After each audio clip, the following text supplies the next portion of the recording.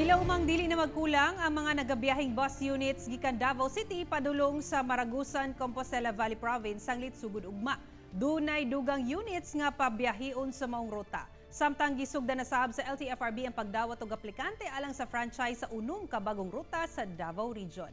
Nakatutok si Argil Relator. Sugod ugmang adlaw, napulo ka bus units gikan sa usa ka iladong bus company ang magsugod na pagbiyahe sa rutang Davao-Maragusan and vice versa nga manukad sa Davao City Overland Transport Terminal. 54-seater ang matag bus unit nga duna say flat screen TV, CCTV, dashboard camera o global navigation satellite system. Namatikdan sa DCOT Management og LTFRB nga sagad magka-problema panahon nga long weekend o dunay holidays din dagsang abot sa mga pasaherong biyaheng probinsya. Kini ang nakitang solusyon sa DOTR ug LTFRB sa kakulangon sa bus units sa maong ruta ubos na sab sa Public Utility Vehicle Modernization Program sa Duterte Administration. Ginahatagan mi og mando na mag-survey mi sa mga lugar na especially katong wala pay linya. So nakita namo na ang Davao Maragusan kinahanglan dugangan namo kay daghan na pud og mga lumulupyo o manginahanglan na musakay gikan sa Maragusan Padabo o Padabo Maragusan. Samtang gisugdan na sabkaron sa LTFRB 11 ang pagdawat og franchise applications sa pampasaherong van o UV Express sa unom ka ruta nga na-identify nga kulang ang mga nagabiyahe.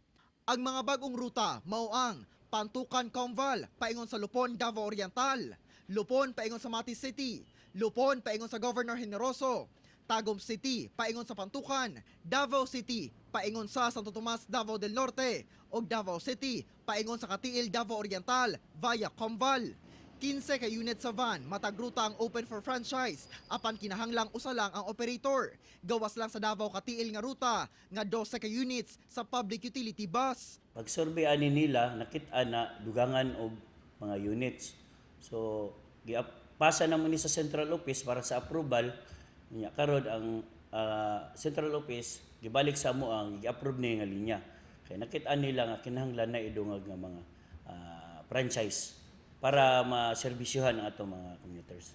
Karong July 12 ang deadline sa pagsumite sa letter of intent sa buhatan sa LTFRB 11. Gawa sa dugang biyahe, gipaninguha sab sa LTFRB ang iwas aksidente sa mga pampasaherong sakyanan, ilabi pa nga sagad ikalambigitan kini sa mga UV Express. Hinoon, ugaling doon na mahatagan og prangkisa, mga bagong units na ang pabiyahion. Kauban si Jojo Solarte sa kamera. Ako si Argil Relator para sa One Mindanao.